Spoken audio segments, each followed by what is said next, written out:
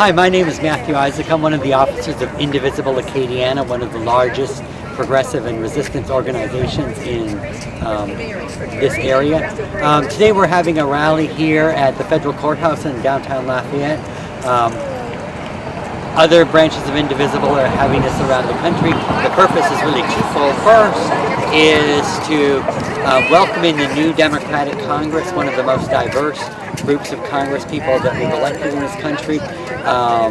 It's great that it's so diverse. That's a product of resistance. Second is to ask our congressman over there in the Chase Tower, Clay Higgins, to support H.R. 1, the Democrats' first piece of legislation in this Congress. It's a sweeping bill aimed at getting money out of politics, reducing corruption in government, and empowering voters and increasing voter access. That's our purpose today. It's twofold. It's really not so much a rally, it's kind of a celebration of the new Congress and a way to kick off another year of resistance and progressive action by Indivisible and the other progressive organizations in our community. All right, thank you. So I'm Christy Green, and I'm president of Indivisible Acadiana, and we are here today largely to celebrate the sweeping Democratic victory of our House of Representatives in the U.S. Congress. We are a day late. Technically, the other chapters of Indivisible across the nation, most of them did this yesterday, but we had unfortunate weather to deal with, so we're happy to be out here in the sun. And the new Congress also coincides with two new guides that Indivisible National has released. The first guide was the one that started off the entire movement with former congressional staffers writing to advise people on how to interact with their elected officials. And the new guide is called Indivisible on a Fence, because we are not defensive anymore. We didn't do much for the blue wave here in Louisiana, but we are part of the United States of America, and so can partake of that national victory and the fact that we now have some power and some real opportunities to introduce progressive legislation. So we can be a little bit more assertive in our questions and demands. That's why we're here standing in the shadows of the Chase Bank building, which houses Representative Clay Higgins. We're also standing in front of the federal courthouse, which fortunately here is not closed, but many federal facilities still are closed, and we're hoping those will be reopened soon, and that we will have a functioning government.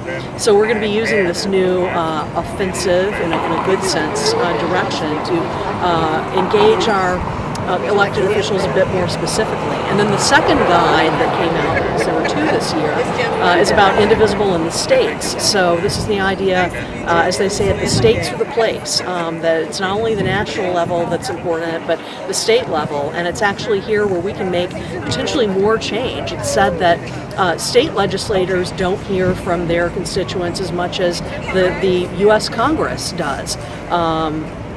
People don't engage with them, and so that leaves a lot of room for lobbying and special interests to come and tell them what to do if they're not hearing it from their constituents. So we're hoping to work with some of our progressive state legislators to bring some of our ideas to the state capitol as well.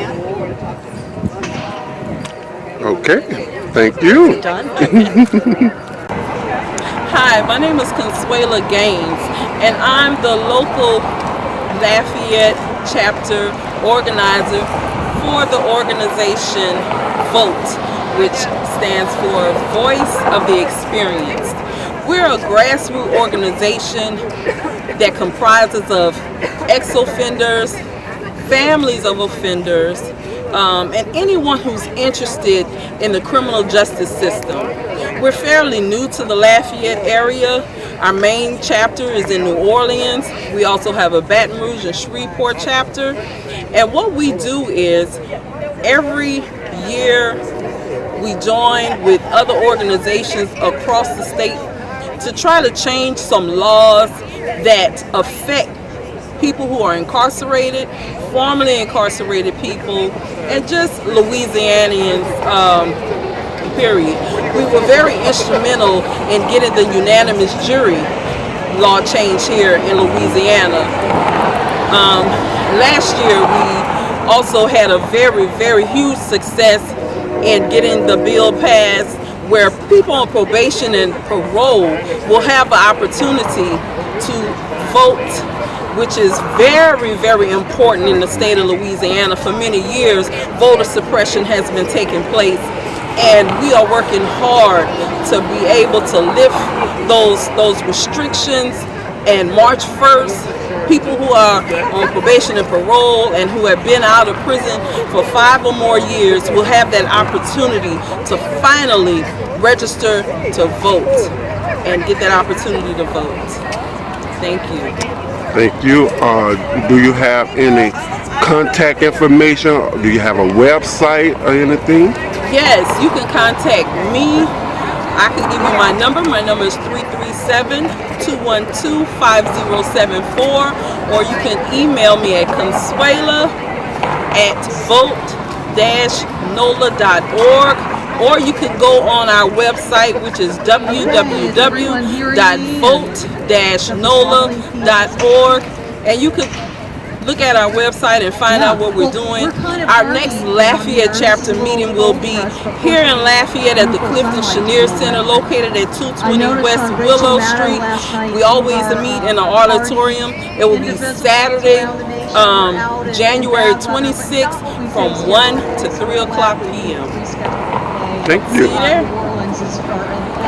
What is a national victory. Some of you may have seen my social media posts immediately after the November election, and it was this sort of bittersweet moment of wanting to celebrate the national victory, but also knowing that we didn't really contribute to it here, like not at all. So how does one balance that?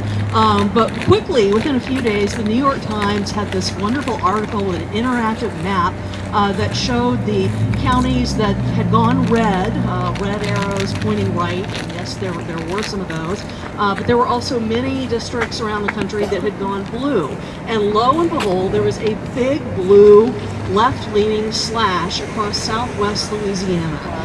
Perhaps some sort of melange of Justin DeWitt, Mimi Methvin, and actually there was even a small arrow underneath it that seemed to emanate from Vermilion Parish, where our friend Jean Menard was running for Senate. So I've been sending her that picture often of her Jean's little blue arrow. So we didn't win it, but we are moving in the right direction. So I think we can take great pride in that. Now, I'm someone whose emotions kind of move with the news, and so earlier this week there was another map from the Washington Post, and Louisiana was bright pink. There were some places that were green and there were some that were pink, and Louisiana was the pinkest of them all. And I always say when I look at the map and Louisiana is a different color, a much darker color, it's usually not a good thing. And unfortunately, we were followed by Mississippi, one of the states that had the largest drop in voting. So we did better than we thought, I think, but we didn't do as well as other states. And those green ones, by the way, actually had increases in voting since 2016. So we've clearly got some work to do. And what we're doing today in celebrating the new Congress is also celebrating H.R. 1. And I think my understanding is that H.R. 1, the first bill of the new Congress, is almost always a budget bill. And certainly we want a budget, particularly one that funds a federal government. Our federal courthouse is open, but many around the country are operating on limited funds until the federal is open and actually kicks in. So we want an effective government, but there are also 3 key prongs of HR1, which is not just a budget measure, it is a sweeping anti-corruption measure. And the 3 prongs are voting rights and voting access, securing that, eliminating the effect of money in politics, basically having an amendment that gets rid of that terrible Citizens United decision from the Supreme Court. And then finally, corruption itself. There's going to be some investigating. We've already heard buzz about, Nancy Pelosi's just going to investigate everything. The government won't work. They'll spend all their time investigating. Well, I was reading something yesterday, an interesting article that pointed out that oversight is an important part of good governance. All of our the 2 senators and Higgins, they serve on many committees, and I think each one of them has an oversight committee somewhere. So we want that oversight function to work well, and we want some investigating to do. And it's not an obstacle to good government, it is a part of good of government. So I hope that rhetoric can be put to bed fast. But there was also an article that I read on corruption and what it is, and I think many of us think of it as sort of money under the table, like direct pay for play thing. But it's being seen as broader than that. It's being seen as actions by our officials or inaction or obstruction that creates the impression that government doesn't work, can't work, and that we can't do anything to change it. And so that ends up demoralizing us. It makes us perhaps not vote. And it's just a poison that will seep through the entire body of politics. It's much more than just paying for playing. So that's what we're here to do today. We're here to celebrate, but also consistent with the new Indivisible offense, to understand that we have some power. I told people last month when we had our Protect Mueller rally, I posted it on the Indivisible Guide Twitter account, and they replied, Lafayette, Louisiana, exclamation mark. So we're going to post again today, and we hope we'll get another exclamation mark, maybe 2 exclamation marks, because basically anything that we do down here gets us credit as national. They're very impressed when they see us out here. We should do that. Yes, that we there are these areas that are hardy and really working. We have far to go, but we're working on it. So with that, I'm actually going to turn it over to Matthew, who will introduce our speakers today, who we're very pleased to have. Thank you, Christy. We've got a couple of speakers today, but first I want to just quickly reiterate that we're welcoming in a new Congress, a diverse Congress, one of the most diverse Congresses we've had, the most women that have been sent to Congress. That's a product of resistance, of all the things that we've been doing down here. The various groups that have formed, Emerge, which encourages women candidates, Louisiana Precinct Organizing Project, send us out to canvass, knock on doors, get people out to vote. So resistance is working. It's produced a diverse Congress that's been returned this time. And in addition to that, resistance, bringing up the topic of resistance, brings up Indivisible Acadiana, one of the largest resistance and progressive action organizations in this area. IA is turning 2 this year, so I'd like to wish our organization a happy birthday. It's Indivisible Acadiana is terrible twos, and I think Christy and I are both probably of the same mind that we will return any tantrum we see coming from the White House with equal measure. So I guess with that, I think I'm going to move right on to our first speaker, Consuela Gaines. She's an organizer for Voice of the Experienced, which is an organization devoted to formerly incarcerated persons, and she's going to talk a little bit about voting rights.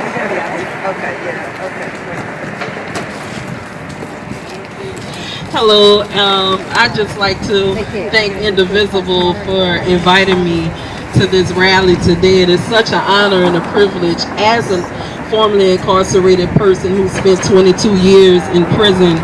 I've only been home 2 years now, but it's been such a wonderful, wonderful blessing because I've met so many of you, had the opportunity to meet you and converse with you, and I am beyond thrilled. Just before the end of the year, I was brought on with Vote as a full-time employee because I was a part-time employee. Now I'm a full-time employee for Vote, and that was something that I've been wanting to do so I can be able to attend these rallies and support these progressive organizations who are just taking Louisiana over, and I love that. I love it. We need that. And as Matthew said, Voice of the Experience. My experience, like I said, is in incarceration, just like the majority of the people who work at Vote. And dealing with the criminal justice system has been quite an experience. Just recently, we've had several successes, one being the unanimous jury.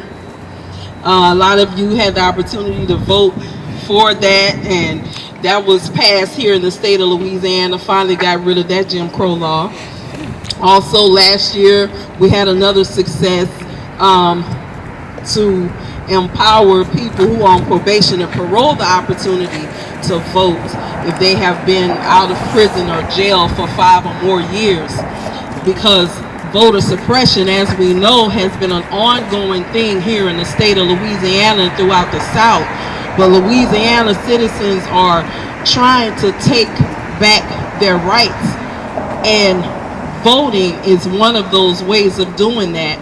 And VOTE as an organization, and the Louisiana Prison Alternatives with John Burkhart and many organizations throughout the state of Louisiana, those are some things that we're going to continue to fight for, because voting is a right that we should never be deprived of. And that's something that we're going to continue to fight for. And I know that the majority of you are in agreement with that. Regardless of a person's past criminal history or record, we should have that right to be able to vote. It's like 72,000 people here in the state of Louisiana on probation and parole. And can you imagine how the votes would turn with these people given the opportunity to be able to vote? So we're continuing to fight for that. And I just thank you guys for all the work that you're doing. I'm definitely in support of HR 1, because Louisiana politics, it leaves me speechless most of the time because we can be doing so much greater good for our people here in Louisiana. And that's what it's about. It's not about you being Republican or Democrat. It's about the right thing and the wrong thing to do. And I try to express that to people. It's not about blue or red. It's not about black or white. It's about wrong and right. And we have to always stand behind those people who are for the right thing as far as the citizens of Louisiana. That's what's most important. And we can't forget that. We have to keep that at the forefront of our mind. I don't care if it's a Republican get up there. If he is for the right thing or she is for the right thing, support that person. I don't care if it's a Democrat or a liberal. If they are for the right thing, support those people. Because we're human. We're human beings, and that's what matters. All that other stuff, it doesn't matter. Your political affiliation, what should it matter? It matters that we're all human beings, and we all want to live the life of liberty that we're supposed to be living here in this country. This country is the best country in this world. And in order for us to keep it that way, we can't continue to suppress voters. We cannot continue to deprive our people of that privilege and that honor so many people died for. And I, for one, can't wait till I get that opportunity to vote, because I'm not at that point yet. I still have a few more years before I'll be able to register to vote. But it's closer than what it was, and we're going to continue to fight, and hopefully it'll be this year sometime in August that I'll be able to have that privilege given back to me. Because VOTE, we have a lawsuit against the state of Louisiana concerning voting rights for people on probation and for parole. We're going to continue to fight as long as there's breath in our body. We're going to continue to stand by Louisiana citizens, and I just pray that all of you have a blessed new year. And once again, I just want to thank Indivisible for inviting me out here and giving me this opportunity on this platform in front of all you wonderful people. My name is Consuela Gaines, and I'm the Lafayette Chapter Organizer of the organization VOTE, Voice of the Experience. I passed out flyers. If you don't have any, please see me of our next meeting and information about Lobby Day that's coming up. So I thank you. Have a blessed day. These initiatives as we recover this crucial right for everyone. Next, we're going to switch from the topic of voting. We'll return to it in a minute. I've just seen Gwen Collins-Greenup just appear now. But before we get to a return to voting, we'll hear from Leslie Bourgue, the president of Lady Dems of Acadiana. One of the advocacy organizations for Democratic women in this city. She's going to talk a little bit about the general topic of corruption and the new Democratic Congress. Hello, everyone. So I'm going to piggyback a little bit what Christy had said earlier about the reform bill and corruption. So 2016 was a game changer of a year. For better or worse, it was a year where people got turned on for one reason or another. Republicans lit up to know they had the Senate, Congress, and the House in the palm of their hands, and did it by electing someone different than the average politician. Their guy was unique. He was a businessman, and he promised great things like how to make America great again. Democrats got thrown a hard blow. We got a sucker punch to the place that hurts the most. When we finally came up for air, we were turned on. We were brought to our knees with gloating and boasting, but instead of sitting down and letting this red wave roll over us, we stood up and we were turned on. We were turned on to find a way back to democracy that this nation was founded on, and we were turned on like never before to find a way back to some sort of decency. What was the tipping point for us Democrats? Was it we were now privy to blatant racism and bigotry? Was it basically everything we as social humans deemed unjust and unfathomable were now brought to the forefront of society and thought acceptable? Was it simply because the man before this man was immeasurably more smarter and dignified, and we couldn't see the baton passed downward and ultimately in the toilet? And when I say the baton, I mean our country. Corruption in politics seems to be inevitable. The greedy seem to float at the top and are conspiring to see who will have the most power. The swamp seems to be a fitting word because as Louisiana is full of swamps and infamous for corruption and dirty politicians, it's just fitting that the swamp is literally here, and we're famous for it.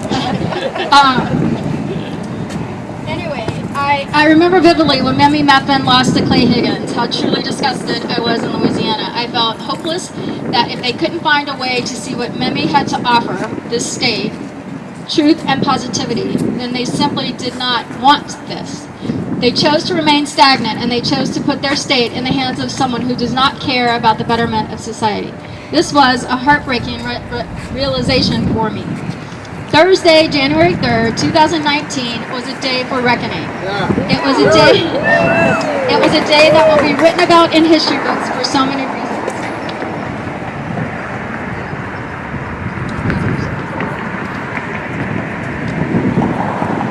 They're going to wonder if this really is Louisiana. We said the post the picture at National, we're all standing around in our coats. Yeah. Freezing to death. It's an odd day in Louisiana.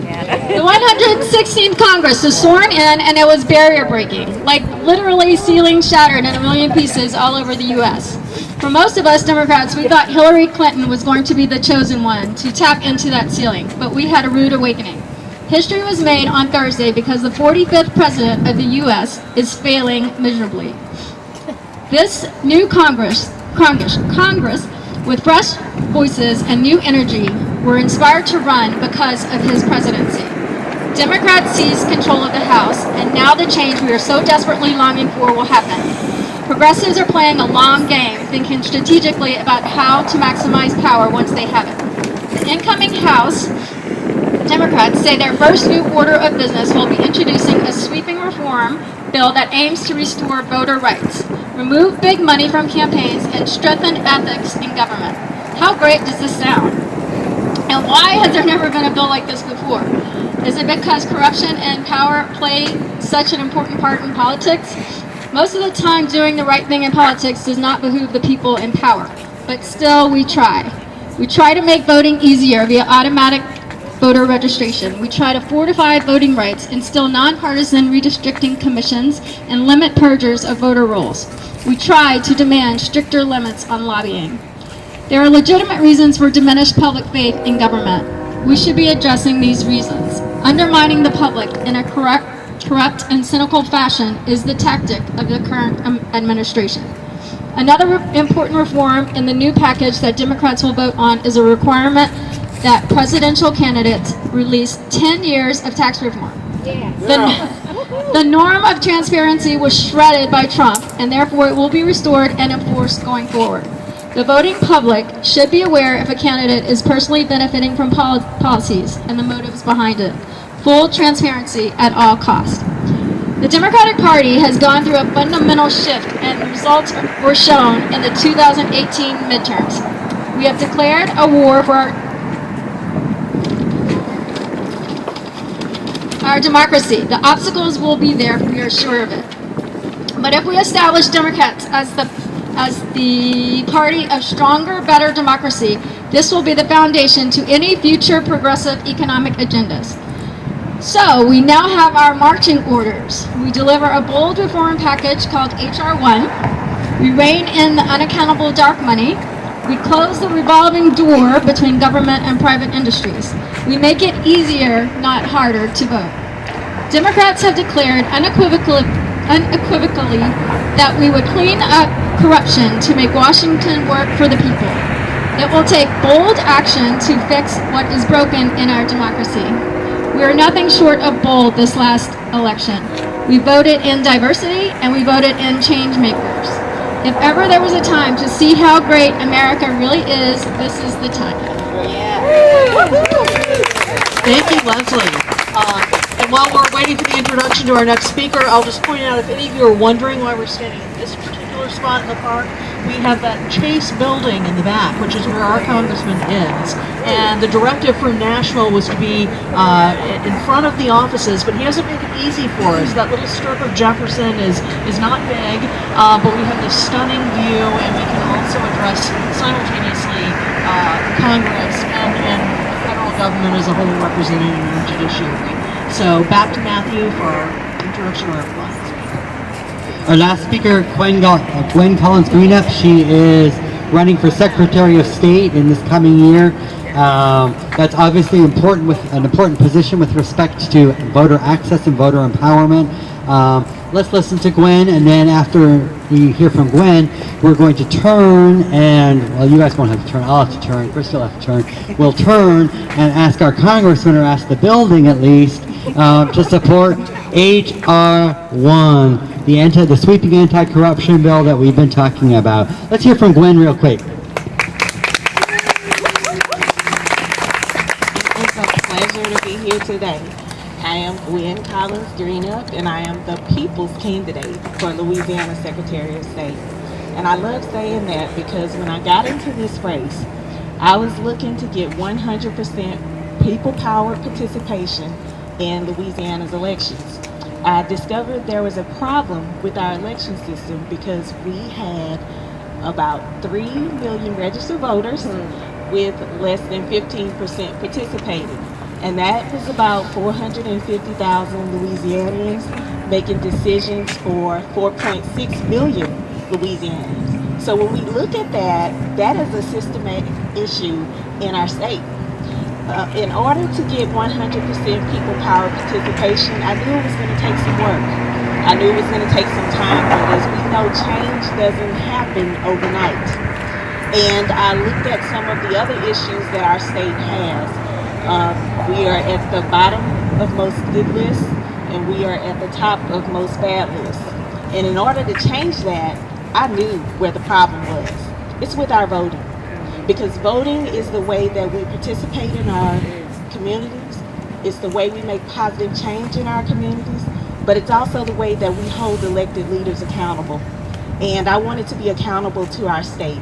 I wanted to use all of my education, my experience, but more importantly, I wanted to interject my passion into this office. Many of us are here today because we want to make sure that people have unimpeded access to voting. And there are many barriers to voting. And in order for us to unimpede those barriers, we have to make some changes. And as Democrats, we need to realize that voting isn't just a party issue. Although I'm running as a Democrat candidate for Secretary of State, this is not a Democrat issue. Voting is a people issue. It is an access issue. It is an empowerment issue. And if we are going to help change those statistics statewide, we have to have someone in position that supports the measures that will make voting access easier, safer, secure, but more importantly, available for everyone. And we as Democrats, as Louisianians, and as citizens of the United States, we have to make sure that we're on board with supporting measures that can do that. What are some of these measures and how can we do that? That's what I'm here to tell you today. Some of the measures that we can support to make voting access easier and to empower people to vote are by supporting measures such as same-day voter registration, automatic voter registration, restoring the Voting Rights Act, restoring voting rights to people who were formerly convicted. We also need to look at our early voting procedures and make sure that we have provide opportunities for people to have adequate early voting. We also need to look at partisan gerrymandering and try to fix that by getting some independent redistricting commissions.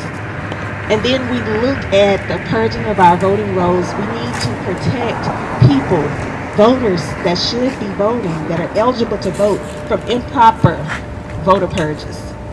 We also have to look at our infrastructure. We need to make sure that we require states to upgrade and secure their election systems. We also need to look at measures such as making sure that the early voting is extended so all people will have the access and opportunities, because we have a lot of working people in Louisiana and people need to get to work, and we don't want that impeding their opportunity to vote.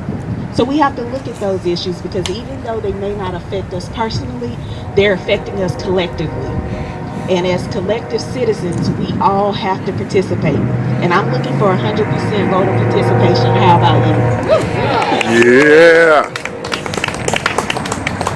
So when we think about what we need to do as citizens, it is our responsibility to ensure that all people that are legally eligible to vote have an opportunity to participate, and that those that are not legally eligible to vote, that they have representation in our democracy. And we can all do that by ensuring that when we vote, that we vote for leaders that will ensure that everyone's voice is heard and that every vote is counted, so we can make the positive changes that we need to make in our communities, in our state, in our nation, and eventually in our world. And we're going to be the beginning of that change. And I'm just issuing a call to you today to look at our voting systems, look at our democracy, and ask yourself, what can I do, like Gwen did, to just step in and be an ordinary citizen that says, I'm going to put myself out there for our state, for my community, for my country, and do what needs to be done to get things better. And we are here today to get things better in Acadiana. But Acadiana is connected to Louisiana, so we will all work together to get the measures passed and to get the participation, the votes, and more importantly, the accountability we need to push the measures that we need to push forward. And we do that in our democracy through voting. Thank you. Now I want to hand this over to Matthew to bring us to a close, but I just want to remind everyone that Indivisible is having its first general meeting of the new year on Saturday, January 12th at the Acadiana Cares office, and there's information about this on our Facebook page. I'll also let you know that we have been revamping our IndivisiBleAcadiana.com website, which particularly if you look at the actions and the press section, show, I think, just how much we've done in 2 years. It was kind of astonishing, actually, when I was compiling it, just to see it all lined up. So we've done a lot. We're going to be doing more going forward. We're going to be working with our state legislators, consistent with the Indivisible States push. There is also a movement that some of us are interested in building on our campaign experiences of going out into the broader, outside of Lafayette parts of Acadiana, to take some of our meetings to other places. Why not have a meeting in Abbeville or New Iberia, Crowley, all of these places, and partnering with Indivisible Southwest Louisiana. We've got some folks from Lake Charles here today. So making that blue arrow across Southwest Louisiana even bigger for the next election, maybe even getting some offices. So over to Matthew. All right, guys. In a second, I'm going to actually send it back to Christine in a minute because she's going to help us lead the charge as Clay Higgins. Because you're the Clay expert. Lead the charge to ask Clay Higgins to support HR 1. Now what we're going to do is take a look at that Chase Tower over there. So let's all look at the Chase Tower. That's where Clay Higgins has his office because they let him keep his gun. He can't take it into the building over here, so or any of these other government buildings. So that's why it's over there. Plus, it's harder to protest. They can always kick people out of a private property. He doesn't want anybody to take him to task. So we've got to just talk to the building. So that's what we're going to do. Christy, you're the Clay expert. Do you want to ask him, lead us in asking him to support HR 1? What's he afraid of? Voter rights. It's got to be a good thing, right?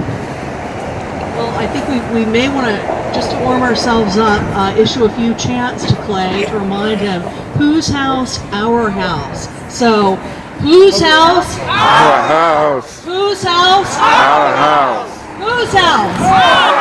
Whose house? Whose house? Whose house? Whose house? And we'll end it there, but we'll ask Clay to play nice with the new Congress. He has already distinguished himself by attacking Alexandria Ocasio-Cortez in a picture that will not be under the definition of collegiality in any dictionary. So we know he has a tendency to grandstand and to use these opportunities to his advantage. But we want to call him to task on that when we see it and demand better behavior in a government that works. Thank you, all of you, for coming out today. We will post this on Twitter later. We hope to get several exclamation marks, Indivisible National Now, even though they may think we're in Alaska with all of our winter gear. But we'll remind them who we are and that we're here and we're not going away, and we have a big agenda for the next 2 years. Thank you. Thank you.